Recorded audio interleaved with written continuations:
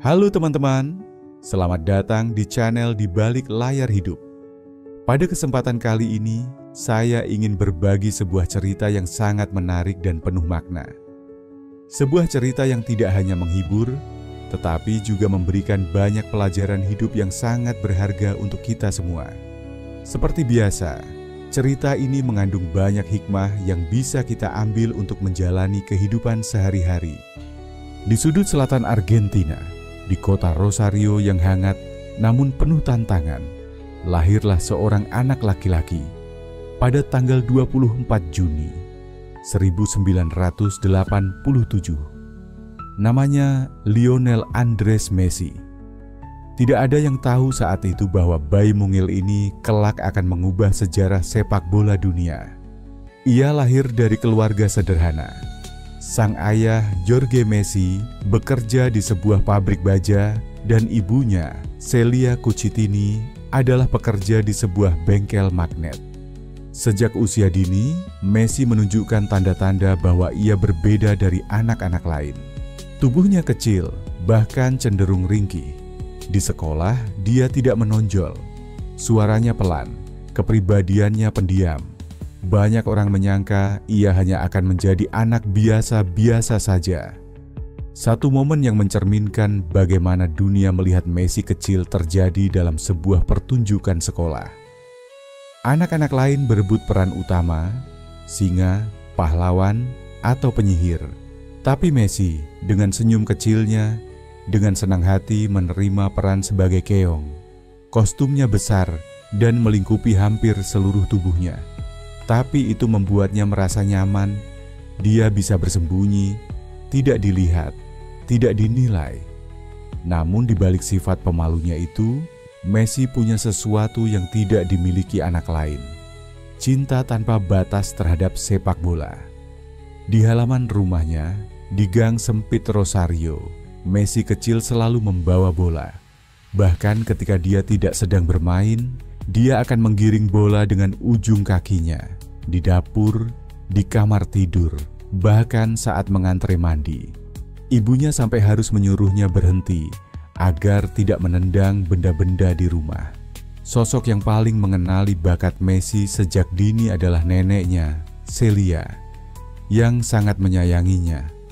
Celia adalah orang yang selalu mengantar Messi ke latihan, yang selalu duduk di bangku penonton dengan penuh semangat, yang selalu berkata kepada siapapun, "Lihat anak itu. Suatu hari nanti dia akan menjadi pemain hebat." Bagi Messi, neneknya bukan hanya pendukung, tetapi cahaya kecil yang menyalakan mimpi dalam dirinya. Bahkan setelah sang nenek meninggal dunia ketika Messi masih kecil, ia selalu mempersembahkan setiap golnya dengan mengangkat kedua tangan ke langit. Tanda cinta dan penghormatan yang tak pernah padam. Rosario adalah tempat penuh kenangan. Di sana, Messi belajar tentang keberanian tanpa suara, tentang kekuatan dari dalam, bukan dari tubuh, melainkan dari hati. Di tengah keterbatasan ekonomi, Messi tumbuh tidak dengan kemewahan, tetapi dengan tekad dan mimpi yang tak tergoyahkan. Saat itu, dia mungkin hanya terlihat seperti bocah kecil yang terlalu pendiam, terlalu lemah, terlalu kecil untuk dunia yang keras. Tapi di dalam dirinya ada sesuatu yang bahkan tak bisa dipahami siapapun. Keyakinan bahwa sepak bola adalah takdirnya, dan takdir itu sedang menunggu untuk diwujudkan. Lionel Messi mungkin masih kecil, tetapi di lapangan sepak bola, dia seperti anak dari dunia lain. Bola selalu menempel di kakinya seperti bagian dari tubuhnya. Ia tidak menggiring bola, tapi menari bersamanya. Seperti keduanya berbicara dalam bahasa yang tak bisa dipahami siapapun, kecuali mereka. Di Rosario, klub pertamanya adalah Grandoli, sebuah tim lokal kecil. Ketika pelatih pertamanya, Salvador Aparicio, pertama kali melihat Messi bermain, dia nyaris tak percaya. Anak sekecil itu, dengan tubuh sekurus lidi, bisa menaklukkan anak-anak yang 2 kali lebih besar darinya. pelatih Aparicio bahkan bercerita bahwa awalnya Messi hanya datang untuk menemani kakaknya bermain. Tapi ketika seorang pemain absen, sang pelatih meminta Messi bergabung. Saat itu, bocah kecil itu mengambil bola, menggiring melewati semua pemain, dan mencetak gol. Semuanya diam. Anak-anak, orang tua, bahkan pelatih sendiri. Ada sesuatu yang magis dalam cara Messi bermain. Sesuatu yang tidak bisa diajarkan, hanya bisa dimiliki. Namun, keajaiban itu tidak datang tanpa rintangan. Ketika Messi berusia sekitar 10 tahun, orang tuanya mulai menyadari bahwa pertumbuhannya tidak normal. Ia jauh lebih pendek dari anak-anak seusianya. Setelah pemeriksaan medis, mereka menemukan jawabannya, kelainan hormon pertumbuhan, growth hormone deficiency. Itu bukan sekadar berita buruk, itu adalah pukulan telak. Dokter menyarankan terapi hormon harian, suntikan yang harus dilakukan setiap malam, dan biaya pengobatannya mencapai ratusan dolar per bulan. Bagi keluarga Messi, yang hidup sederhana, itu seperti permintaan mustahil. Namun disinilah kekuatan keluarga Messi diuji. Sang ayah, Jorge, bekerja lebih keras. Ibunya, Celia, bahkan rela mengorbankan kebutuhan lain demi terapi sang anak. Tapi tetap saja itu tak cukup. Klub lokal tak mampu membiayainya. Banyak pihak menutup pintu, bahkan klub besar Argentina seperti River Plate pun akhirnya menarik diri karena tak sanggup membiayai pengobatan Messi. Setiap malam, Messi menunggu suntikan dengan diam. Dia tidak pernah mengeluh. Tapi dalam diam itu, ada pergulatan batin. Dalam tubuh kecil itu, tersembunyi seorang pejuang yang tidak akan menyerah. Bahkan ketika dunia seolah mengatakan bahwa ia terlalu kecil untuk bermimpi besar. Namun takdir, seperti biasa, punya rencana sendiri. Seseorang menyarankan ayah Messi untuk menghubungi klub di luar negeri, termasuk salah satunya FC Barcelona.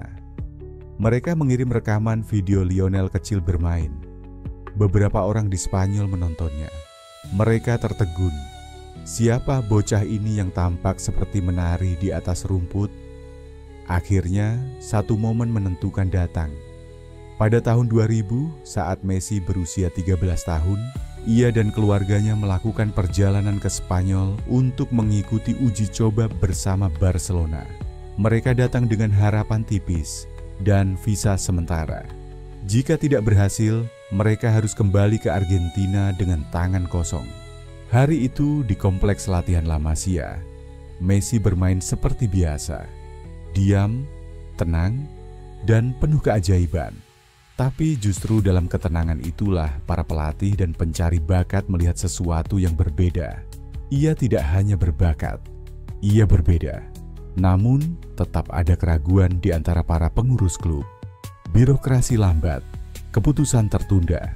Jorge Messi, frustrasi dengan kebingungan dan ketidaktegasan klub, mengancam akan membawa Lionel kembali ke Argentina. Disinilah, seorang pria bernama Carles Rexach, direktur teknis Barcelona, membuat keputusan paling penting dalam karier Messi. Dalam keadaan terburu-buru dan tanpa dokumen resmi, Rexach menandatangani kontrak pertama Messi di atas serbet restoran. Sebuah serbet makan malam. Di atas meja kaca, menjadi saksi lahirnya salah satu legenda terbesar sepak bola dunia. Dengan tanda tangan itu, Barcelona tidak hanya mendapatkan seorang bocah Argentina. Mereka menyambut seorang pejuang kecil dengan mimpi raksasa. Dan Lionel Messi dari kota kecil Rosario kini memulai perjalanan barunya, bukan lagi hanya untuk bertahan hidup, tetapi untuk membuktikan kepada dunia bahwa ukuran tubuh bukan batas bagi kebesaran hati. Barcelona menyambut Lionel Messi bukan seperti menerima pemain bintang. Ia masih anak kecil, kurus, pemalu, dan tak banyak bicara. Tapi di dalam tubuh mungil itu tersimpan potensi besar yang hanya bisa dilihat oleh mereka yang cukup berani untuk percaya. La Masia, akademi legendaris Barcelona, adalah tempat di mana bakat ditempa menjadi sejarah. Bagi Messi, tempat itu bukan hanya sekolah sepak bola, itu adalah rumah kedua, sekaligus tantangan baru yang tak mudah dijalani. Ketika Messi tiba di Spanyol, ia masih 13 tahun. Ia meninggalkan Rosario, teman-temannya, dan yang paling berat, nenek tercintanya, Celia, yang selama ini menjadi penyemangat dan pendukung setianya. Meski keluarganya ikut pindah ke Barcelona untuk sementara waktu, rasa kesepian sering datang menghampiri.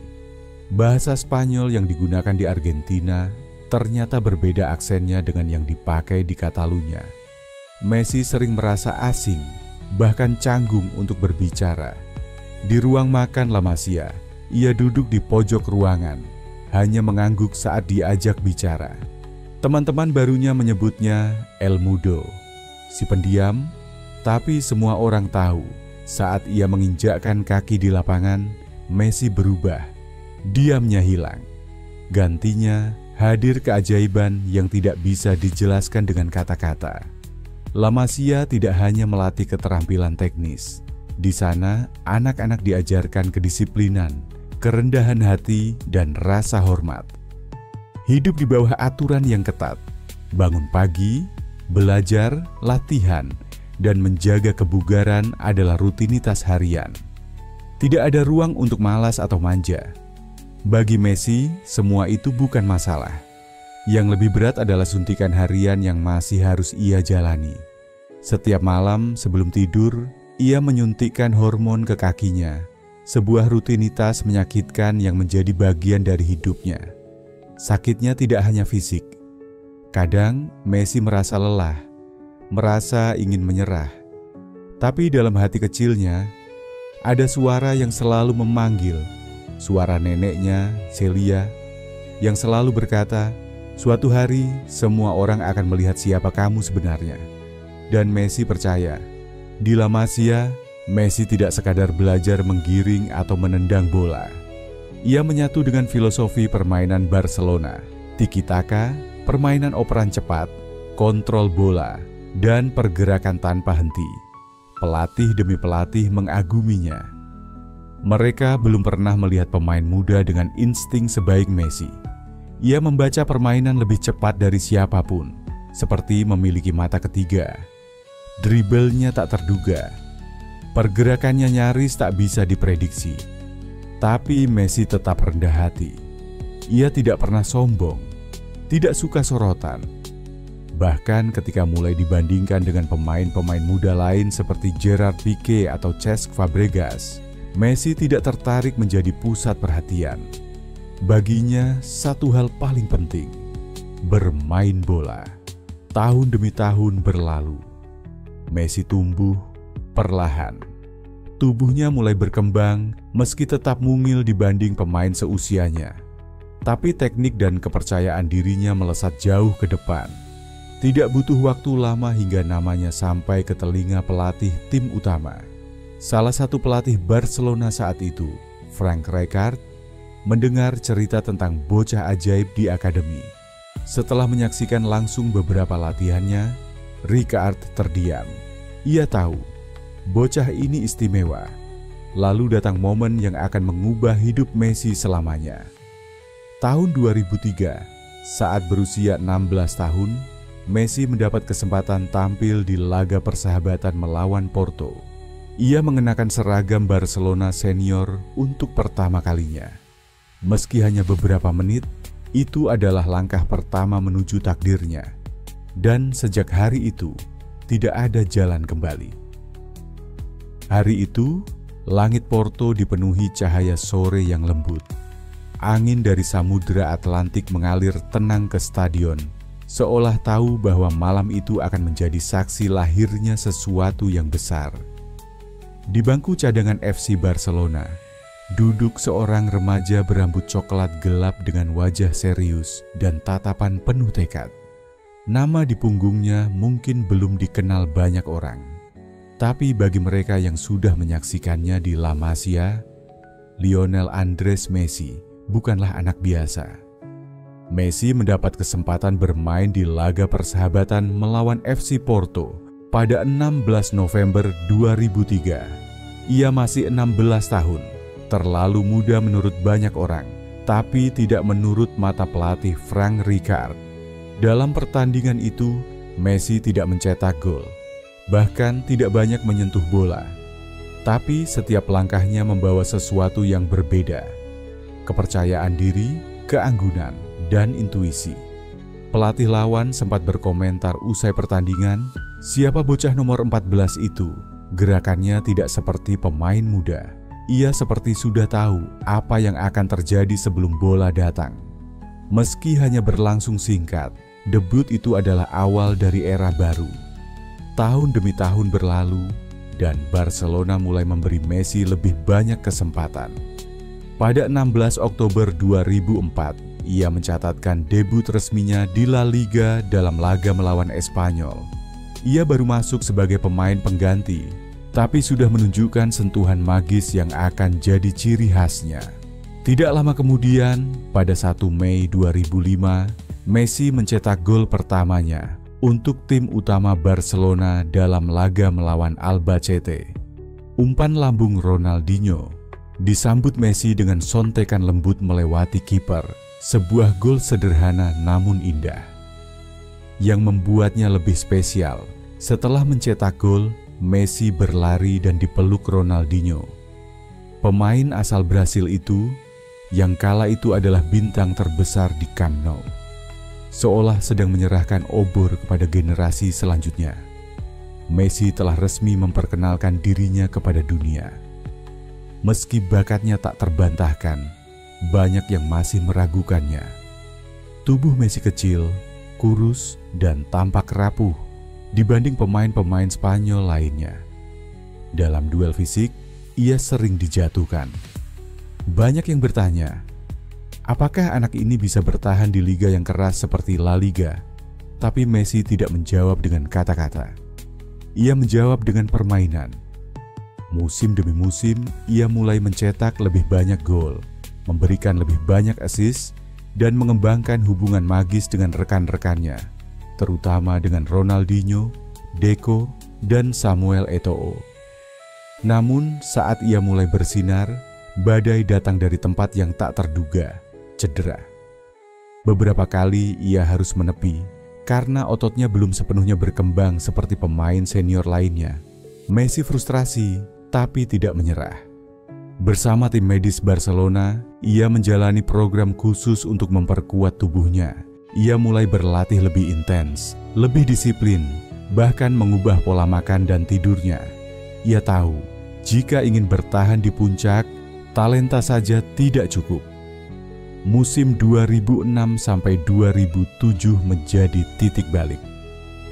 Di usia 19 tahun, Messi mulai mencuri perhatian dunia secara lebih luas. Dalam El Clasico melawan Real Madrid, ia mencetak hat-trick, 3 gol, dalam pertandingan penuh tensi tinggi. Itu bukan pertandingan biasa. Itu adalah panggung tertinggi sepak bola klub. Dan Messi, bocah dari Rosario, tampil seperti raja di antara para raksasa. Seluruh dunia tiba-tiba memperhatikannya. Media mulai membandingkannya dengan Maradona. Para penggemar mulai menggantungkan harapan. Sponsor datang. Kamera mengikuti kemanapun ia pergi. Namun di tengah sorotan itu, Messi tetap seperti dulu. Pendiam, fokus, dan mencintai bola lebih dari ketenaran. Apa yang membuat Messi begitu terikat pada Barcelona bukan hanya kesempatan bermain. Ia merasa berutang. Barcelona melalui Carles Rexach dan La Masia telah menyelamatkan mimpinya saat klub lain menutup pintu. Setiap kali Messi melangkah ke lapangan, ia bukan hanya membela sebuah klub, tetapi sebuah keluarga. Kota yang dulu asing kini menjadi rumah. Warna biru merah itu yang dulu ia kenakan sebagai mimpi, kini melekat di kulit dan jiwanya. Dan dari sinilah Messi tak lagi sekadar pemain muda menjanjikan. Ia mulai membangun kerajaan. Musim 2008 sampai 2009 datang seperti badai. Barcelona berada di titik kritis. Mereka butuh perubahan besar setelah musim yang mengecewakan. Ronaldinho telah meninggalkan klub, era indah yang ia pimpin perlahan memudar. Tapi di tengah keraguan, muncul satu keputusan yang akan mengubah segalanya. Pep Guardiola diangkat sebagai pelatih utama. Saat itu, Pep baru melatih tim Barcelona B. Banyak yang meragukannya. Tapi bagi Messi, inilah awal dari simfoni sepak bola yang paling memukau dalam sejarah. Guardiola datang dengan filosofi yang jelas, penguasaan bola, tekanan tinggi, dan kerja sama kolektif. Ia melihat Messi bukan hanya sebagai pemain kunci, tapi sebagai poros utama strategi. Salah satu keputusan paling revolusioner Guardiola adalah menempatkan Messi sebagai false nine, bukan striker murni, tapi penyerang bayangan yang bergerak bebas dari tengah ke segala arah. Peran ini memberi Messi ruang untuk meledakkan segala kemampuannya, kecepatan, visi, dribble, dan insting membunuh. Hasilnya luar biasa. Messi berkembang bukan hanya sebagai pencetak gol, tapi sebagai arsitek permainan. Ia mulai mencetak gol demi gol, assist demi assist, dan menciptakan kombinasi mematikan dengan Xavi dan Iniesta, trio yang menjadi simbol indahnya sepak bola. Musim itu, Messi dan Barcelona mencatatkan sejarah. Treble winners. Mereka menjuarai La Liga, Copa del Rey, dan Liga Champions. Dan dalam final Liga Champions melawan Manchester United di Roma, Messi mencetak gol lewat sundulan, sesuatu yang jarang ia lakukan. Gol itu bukan hanya angka di papan skor, itu adalah simbol. Seorang pemain bertubuh mungil, melawan bek tangguh seperti Rio Ferdinand, dan menang. Di depan dunia, Messi menyatakan, "Inilah aku." Tapi di balik kesuksesan Messi, panggung lain tengah dibangun. Di Madrid, klub rival abadi Barcelona, hadir bintang dari Portugal, Cristiano Ronaldo. Dengan kecepatan luar biasa, kekuatan fisik mengagumkan, dan mentalitas tak tertandingi, Ronaldo adalah kebalikan dari Messi dalam banyak hal. Jika Messi adalah seniman tenang, maka Ronaldo adalah pejuang flamboyan. Rivalitas mereka bukan sekadar duel dua pemain hebat. Ini adalah benturan dua dunia, dua filosofi sepak bola, dua pendekatan terhadap kejayaan, dan dunia menyukainya. Setiap El Clasico menjadi medan perang, tak hanya bagi dua klub, tapi dua ikon. Kamera tak berhenti merekam mereka. Media membandingkan statistik mereka setiap minggu. Dan setiap gol Messi seolah dijawab oleh gol Ronaldo. Namun, di tengah rivalitas itu, ada rasa hormat dalam diam. Messi tak pernah terpancing untuk menyombongkan diri. Ia tak berpose dramatis atau menantang lawan. Ia hanya bermain dan mencetak gol lagi dan lagi. Antara 2009 hingga 2012, Messi mencapai level yang bahkan belum pernah dibayangkan oleh legenda manapun. Ia mencetak 91 gol dalam satu tahun kalender 2012, memecahkan rekor Gerd Müller. Ia membawa Barcelona ke 3 gelar La Liga dan 2 gelar Liga Champions dalam 4 musim.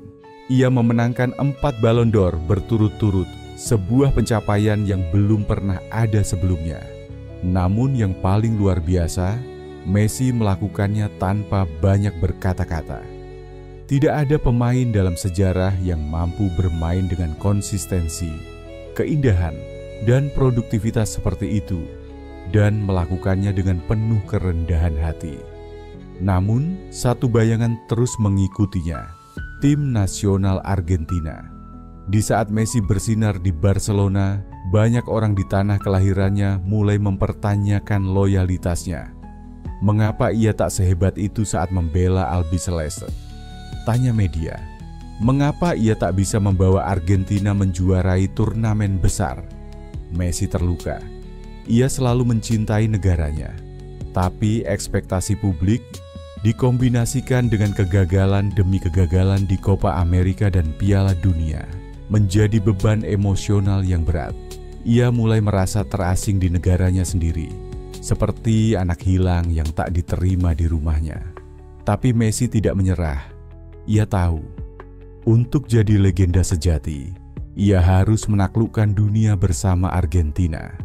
Tak semua kejayaan bisa diukur dari medali, dan tidak semua luka berdarah di permukaan. Lionel Messi telah menaklukkan Eropa bersama Barcelona, memecahkan rekor demi rekor, dan dinobatkan sebagai pemain terbaik dunia. Tapi di balik sorak-sorai Camp Nou, ada ruang kosong yang terus menggema dalam hati Messi. Ruang bernama Argentina. Argentina bukan negara biasa dalam urusan sepak bola. Ini adalah tanah Diego Maradona, sang dewa yang pernah mengangkat Piala Dunia 1986 sendirian, membius dunia dengan gol tangan Tuhan dan gol abad ini. Dan sejak kepergian Maradona, negeri itu terus mencari penerusnya, sosok Mesias baru. Ketika Messi meledak di Barcelona, harapan itu langsung diarahkan padanya. Tapi, meski darahnya berdetak dengan ritme tango, Messi justru sering terlihat asing di antara rekan senegaranya. Banyak yang meragukan hatinya untuk Argentina. Ia tumbuh di Spanyol. Ia lebih sering bicara dengan aksen Katalan ketimbang lunak Porteño. Ia jarang tampil emosional seperti Maradona yang mencium lambang di dada dan meneriakan "Viva la Patria". Messi diam, tapi ia selalu datang saat dipanggil. Copa America, Piala Dunia, pertandingan persahabatan. Ia hadir, ia mencetak gol, menciptakan peluang, mencoba menyatukan tim yang seringkali berantakan secara struktur dan kepemimpinan. Tapi hasilnya selalu mengecewakan. Di Afrika Selatan, Piala Dunia 2010 seharusnya menjadi panggung Messi untuk bersinar. Argentina dipimpin oleh Maradona sebagai pelatih, simbol masa lalu dan masa kini dalam satu tim. Tapi romansa itu berakhir pahit. Argentina dihancurkan Jerman 0-4 di perempat final. Messi tak mencetak satu gol pun sepanjang turnamen. Kritik pun datang seperti badai, bukan hanya dari media internasional, tapi dari rakyatnya sendiri. Dia bukan Maradona, kata banyak orang. Dia hanya hebat di Barcelona. Bagi Messi, kritik itu seperti tikaman yang tak bisa disembuhkan dengan gol atau trofi. Ia mencintai Argentina, tapi tak tahu bagaimana cara membuktikannya. Turnamen ini diadakan di Argentina, tanah kelahirannya. Ini adalah kesempatan untuk membungkam semua keraguan. Tapi lagi-lagi, tim nasional tampil buruk. Argentina disingkirkan oleh Uruguay di perempat final melalui adu penalti. Messi disoraki oleh pendukung negaranya sendiri. Di stadion tempat ia seharusnya disambut bak pahlawan, ia menjadi sasaran frustrasi. Ia menahan air mata. Tapi luka itu dalam. Brasil, tanah musuh bebuyutan, panggung paling besar. Messi datang ke Piala Dunia 2014 dengan beban seperti gunung di pundaknya. Tapi kali ini ia tampil luar biasa.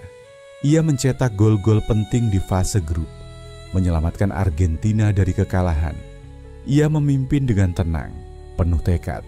Argentina melaju satu demi satu, menyingkirkan Swiss, Belgia, dan akhirnya Belanda. Semua dengan drama dan perjuangan berdarah-darah. Messi lebih dari siapapun memikul tim itu. Dan di final, mereka menghadapi Jerman, musuh lama yang pernah menghancurkan mereka. 90 menit berlalu, skor imbang. Di menit ke-113, Mario Götze mencetak gol penentu. Harapan pun runtuh. Argentina kalah. Messi berjalan sendirian setelah pertandingan, melewati trofi emas yang berdiri megah di podium. Ia melihatnya, tapi tak menyentuhnya. Di podium penganugerahan, Messi diberi penghargaan pemain terbaik turnamen. Ia menerimanya tanpa senyum. Kamera menangkap tatapannya yang kosong, baunya yang tertunduk, dan wajahnya yang tak butuh piala. Karena yang ia inginkan satu, trofi dunia untuk negaranya. Setelah Piala Dunia, Messi terus mencoba. Di Copa America 2015, Argentina mencapai final, tapi kalah dari Chile melalui adu penalti. Di Copa America Centenario 2016, ulang tahun ke-100 turnamen, mereka kembali bertemu Chile di final. Lagi-lagi adu penalti, dan kali ini Messi gagal. Ia menembakkan bola terlalu tinggi, meleset. Setelah pertandingan, Messi menangis di ruang ganti. Menangis seperti anak kecil yang kehilangan rumah. Tak lama setelah itu, ia mengumumkan, "Saya berhenti dari tim nasional." Pengumuman itu mengguncang dunia. Seorang pria yang memberi segalanya, akhirnya merasa cukup.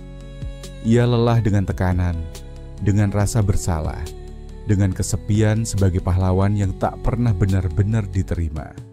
Ironisnya, setelah Messi mengumumkan pensiun, rakyat Argentina akhirnya melihat rasa sakitnya. Kampanye "No te vayas, Leo", "Jangan pergi Leo", membanjiri media sosial. Anak-anak membuat video untuk memohon dia kembali. Presiden Argentina turun tangan, memintanya tetap bermain. Dan mungkin untuk pertama kalinya, Messi merasa dicintai bukan karena harapan mereka padanya, tapi karena luka yang mereka bagi bersama. Ia kembali, dan meskipun hatinya masih retak, ia tahu satu hal, ia belum selesai. Mungkin jalan menuju kejayaan Argentina belum usai. Mungkin, hanya mungkin, luka ini akan sembuh suatu hari nanti. Ada kalimat tua yang berkata, "Terkadang, kau harus kehilangan segalanya untuk menemukan dirimu yang sejati." Dalam hal ini, Lionel Messi harus kehilangan final demi final, harus menahan air mata yang tak terlihat, dan harus menyaksikan mimpi-mimpinya runtuh di hadapan dunia, agar ia bisa membangun kembali harapannya dari dasar yang paling murni. Dan akhirnya, waktu memberi hadiah bagi mereka yang bertahan. Setelah pengunduran dirinya pasca Copa America 2016, dunia melihat Messi yang berbeda ketika ia memutuskan kembali. Bukan hanya sebagai pemain, tapi sebagai kapten sejati. Ia tidak lagi bermain demi pembuktian, melainkan karena cinta yang sudah matang, cinta yang tak lagi buta, tapi tahu rasanya dikhianati dan ditinggalkan, lalu memilih tetap bertahan. Tim nasional Argentina juga berubah. Tak ada lagi Messi sentrik seperti dulu. Pelatih Lionel Scaloni membawa pendekatan baru, membentuk tim yang mendukung Messi, bukan membebaninya. Nama-nama muda seperti Rodrigo de Paul, Lautaro Martinez, dan Emiliano Martinez muncul, bukan sebagai pelengkap, tapi sebagai rekan perang. Dan di sanalah, di usia 34 tahun, Lionel Messi kembali mengenakan seragam biru putih, kali ini dengan semangat yang berbeda. Bukan untuk membuktikan dirinya kepada dunia, tapi untuk menikmati, memeluk, dan akhirnya menyelesaikan sesuatu yang lama tertunda. Brasil, tanah musuh lama. Turnamen ini seharusnya digelar di Argentina dan Kolombia, tapi karena pandemi dipindahkan ke negeri Samba. Bagi banyak orang Argentina, bermain final di Maracana melawan Brasil adalah takdir, bentuk karma yang hanya Tuhan bisa tulis. Messi tampil luar biasa sepanjang turnamen. Ia mencetak gol-gol indah, memberikan assist, dan memimpin timnya bukan hanya dengan kemampuan, tapi dengan keberanian. Di setiap pertandingan, ia berlari lebih keras, turun lebih dalam, dan bersuara lebih lantang. Ia bukan Messi yang malu-malu lagi. Ia adalah pemimpin yang benar-benar tumbuh. Argentina melaju ke final. Lawan mereka, Brasil, dengan Neymar sebagai bintang utama. 10 Juli 2021, Stadion legendaris Maracana. Argentina unggul lebih dulu lewat gol Angel Di Maria di menit 22. Lalu, waktu berjalan lambat. Brasil menyerang habis-habisan. Neymar menggeliat seperti biasa, mencoba memecah pertahanan. Tapi Argentina bertahan dengan hati. Emiliano Martinez di bawah mistar menjelma tembok. Messi sendiri tidak mencetak gol malam itu, Tapi ia berlari, jatuh, bangun, berteriak, dan menyemangati. Dan akhirnya ketika peluit panjang berbunyi, Argentina menang. Messi menang. Ia jatuh ke rumput Maracana, menutup wajahnya. Tapi kali ini bukan karena kecewa, tapi karena tak percaya. Luka itu akhirnya sembuh. Rekan-rekannya mengangkatnya di udara, menyanyikan namanya, mengelilinginya seperti adik-adik yang tahu bahwa malam itu sejarah telah ditulis ulang. Neymar mendekatinya, memeluknya lama. Tak ada permusuhan, hanya rasa hormat mendalam dari satu maestro ke maestro lainnya. Messi menangis, tapi bukan karena kalah, melainkan karena beban yang selama ini menekannya akhirnya lepas. Ia bukan lagi hanya hebat di Barcelona. Ia sekarang adalah pemenang bersama Argentina. Keesokan harinya, jalanan Buenos Aires meledak dalam euforia. Gambar Messi dipajang di gedung-gedung, diteriakkan di balkon, dan digores di hati rakyat Argentina. Ia bukan lagi sosok yang diragukan nasionalismenya. Ia adalah pahlawan sejati. Yang istimewa, trofi Copa America ini mungkin bukan trofi terbesar Messi, tapi mungkin yang paling berarti. Karena untuk pertama kalinya, ia menang, bukan karena klub besar, bukan karena sistem canggih, bukan karena fasilitas Eropa, tapi karena hati, tekad, dan air mata yang mengalir selama bertahun-tahun. Di atas podium, Messi mengangkat trofi Copa America tinggi ke udara. Di matanya, bukan hanya kemenangan yang terlihat, tapi pembebasan. Semua ejekan, semua rasa sakit, semua patah hati, berubah menjadi satu bentuk kemuliaan yang hanya dimiliki oleh mereka yang pernah gagal berkali-kali, tapi terus bangkit. Malam itu, Messi menjadi milik Argentina sepenuhnya. Sepak bola sering disebut permainan para dewa, tapi bahkan para dewa pun perlu sebuah mahkota. Dan bagi Lionel Messi, mahkota itu telah lama tertunda. Copa America 2021 adalah penebusan, tapi Piala Dunia itu adalah keabadian. Dan Qatar, sebuah negeri di tengah padang pasir, menjadi panggung terakhir untuk sebuah kisah yang sudah ditulis semesta. Messi tiba di Qatar dengan wajah tenang, seperti pria yang tahu bahwa ia sedang menjalani bab terakhir dari novel hidupnya. Bukan lagi seorang anak muda yang dibebani ekspektasi, tapi seorang legenda yang hanya ingin menyempurnakan warisan. Argentina datang sebagai juara Copa America, tapi harapan besar tetap membawa bayang-bayang tekanan. Laga pembuka melawan Arab Saudi berakhir mimpi buruk. Kekalahan mengejutkan 1-2. Dunia geger. Banyak yang meragukan. Apakah mimpi Messi akan berakhir lebih cepat? Tapi justru dari kekalahan itulah sesuatu tumbuh. Sebuah tekad, sebuah kebersamaan. Tim Argentina tidak runtuh. Mereka bersatu. Laga demi laga, Messi menari di atas rumput Qatar. Gol indah ke gawang Meksiko. Kepemimpinan penuh amarah dan semangat melawan Belanda dalam laga panas nan dramatis. Aksi sulap menghadapi Kroasia, termasuk assist legendaris pada gol ketiga. Messi tak hanya bermain baik, ia bermain dengan jiwa. Dan akhirnya, final, panggung terbesar, lawan terberat, Prancis. 18 Desember 2022, Lusail Stadium. Dunia menahan napas. Messi mencetak gol pembuka lewat penalti. Di Maria menambah keunggulan lewat serangan balik indah. Argentina memimpin 2-0 dan tampak akan menang dengan nyaman. Tapi kemudian Kylian Mbappe, sang pangeran muda, mencetak 2 gol dalam 2 menit. 2-2. Dunia kembali jungkir balik. Perpanjangan waktu, Messi mencetak gol lagi.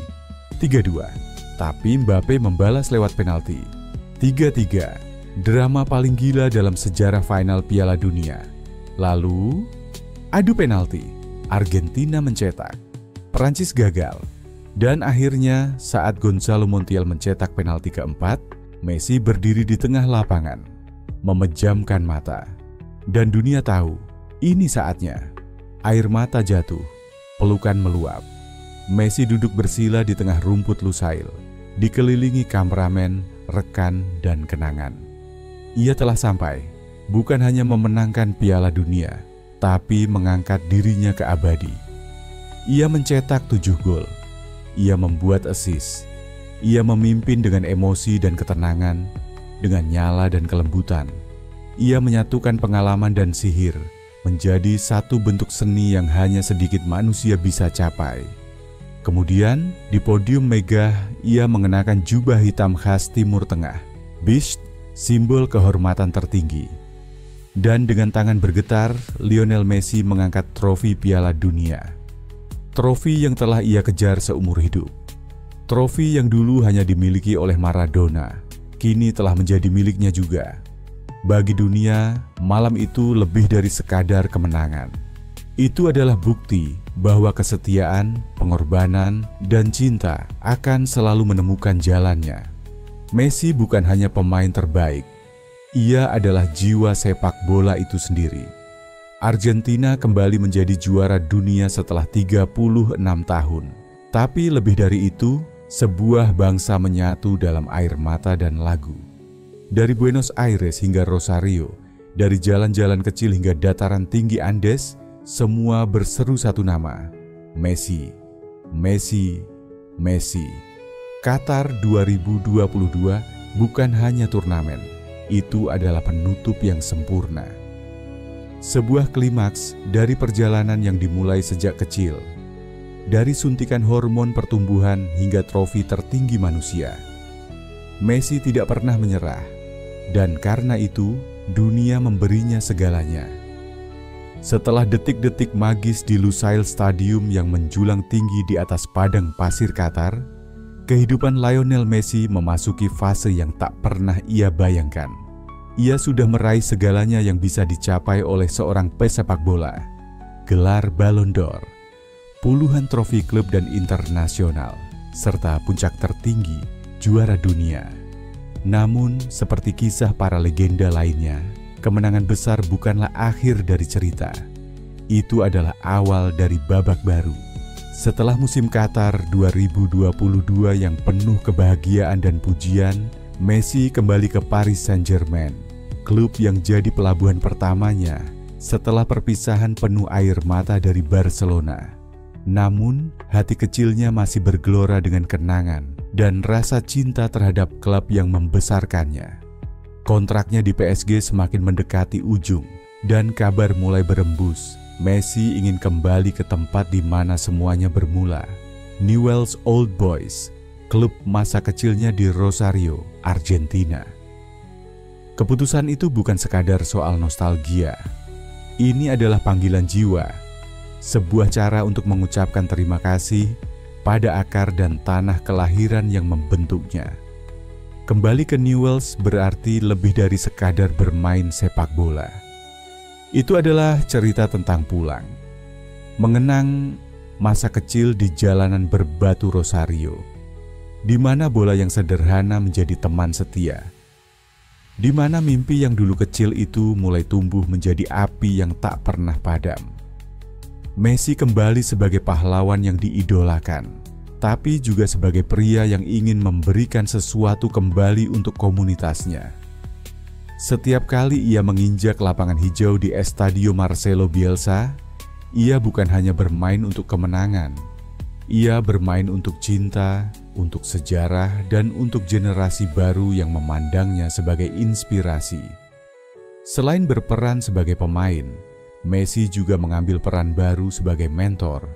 Ia mengajar anak-anak muda Newell's bukan hanya tentang teknik dan strategi, tapi juga tentang semangat, ketekunan, dan keberanian bermimpi. Ia berbagi cerita tentang perjalanan panjangnya, tentang kegagalan dan keberhasilan, tentang betapa pentingnya untuk tetap rendah hati dan tidak pernah berhenti berusaha. Dari sinilah muncul generasi baru yang lahir dengan semangat baru. Messi bukan hanya legenda yang bermain, ia menjadi guru yang membimbing. Di luar lapangan, kehidupan Messi juga berubah. Ia semakin fokus pada keluarganya. istri, anak-anak, dan orang-orang terdekat yang selalu menjadi sumber kekuatannya. Ia juga mulai terlibat dalam berbagai kegiatan sosial dan amal, membangun sekolah dan fasilitas olahraga di Argentina untuk membantu anak-anak kurang mampu memiliki peluang yang sama seperti dirinya dulu. Messi menyadari bahwa sepak bola adalah hadiah yang luar biasa, tapi kekuatan sebenarnya adalah bagaimana menggunakan popularitas dan sumber daya untuk membuat dunia menjadi tempat yang lebih baik. Dalam berbagai wawancara dan pidato, Messi menegaskan bahwa kunci kesuksesan bukan hanya bakat alami, tapi kerja keras, ketekunan, dan kesetiaan pada mimpi. Ia juga berbicara tentang pentingnya menjaga integritas dan kemanusiaan di tengah dunia olahraga yang kadang terlalu penuh tekanan dan ambisi. Kemenangan terbesar bukan hanya soal trofi, katanya, tapi soal bagaimana kita menjalani hidup dan memberikan arti pada setiap langkah kita. Waktu terus bergulir, dan Lionel Messi semakin menyadari bahwa setiap bab dalam hidupnya bukan hanya soal apa yang dia capai, tapi juga apa yang dia tinggalkan. Setelah kembali ke Rosario dan menjalani peran barunya sebagai mentor dan inspirasi, kini dia mulai memikirkan tentang warisan yang akan abadi, jauh melampaui batasan lapangan hijau. Messi sudah bukan hanya seorang pemain sepak bola, dia adalah simbol perjuangan, kesederhanaan, dan kejeniusan. Namun, yang membuatnya berbeda adalah bagaimana ia selalu mengutamakan kerja keras dan kerendahan hati meski berada di puncak dunia. Banyak yang bertanya, apa rahasia Messi? Namun, Messi hanya menjawab dengan senyum sederhana. Saya hanya melakukan apa yang saya cintai. Warisan Messi bukan hanya diukir dari deretan gol atau gelar.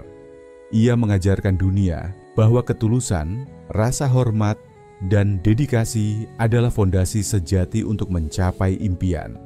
Dengan dana dan pengaruh yang dimilikinya, Messi mendirikan sebuah akademi sepak bola di Rosario, tempat di mana mimpi-mimpi kecil bisa tumbuh menjadi nyata. Akademi ini bukan hanya fokus pada teknik, tapi juga nilai-nilai kehidupan seperti disiplin, sportivitas, dan solidaritas. Anak-anak dari berbagai latar belakang sosial datang ke sana, mendapat kesempatan belajar dan berkembang. Banyak yang terinspirasi oleh kehadiran Messi secara langsung, yang kadang muncul untuk memberi pelajaran dan motivasi. Akademi ini menjadi simbol harapan bagi generasi mendatang. Bukti bahwa mimpi bisa dicapai dengan usaha dan hati yang tulus. Selain sepak bola, Messi mulai aktif di panggung global sebagai duta kemanusiaan. Ia bergabung dengan berbagai organisasi yang membantu anak-anak dan keluarga yang kurang beruntung di seluruh dunia. Pidato-pidatonya di konferensi internasional selalu membawa pesan kuat tentang perdamaian, persatuan, dan pentingnya menjaga mimpi setiap anak. Ia menggunakan ketenarannya untuk membuka pintu-pintu yang sebelumnya sulit dijangkau, menunjukkan bahwa seorang atlet bukan hanya bisa bersinar di lapangan, tapi juga membawa perubahan nyata di luar sana. Tak sedikit pemain muda yang mengidolakan Messi dan menjadikan dirinya sebagai contoh. Banyak yang meniru gaya bermainnya, sikapnya, bahkan cara ia memandang hidup. Namun, Messi selalu menekankan satu hal. Setiap orang harus menemukan jalannya sendiri, berani bermimpi, dan bekerja keras tanpa menyerah. Pesan ini disampaikan dalam setiap kesempatan, mengingatkan bahwa keberhasilan adalah perjalanan panjang yang penuh liku, bukan hanya hasil instan. Meski sudah memasuki fase baru dalam hidup, Messi tetap optimis dan penuh semangat. Ia berencana untuk terus terlibat dalam dunia sepak bola, baik sebagai pelatih, mentor, maupun penggerak perubahan sosial. Warisan Messi adalah cerita tentang keberanian bermimpi, ketekunan melangkah, dan hati yang tak pernah lupa asal-usul.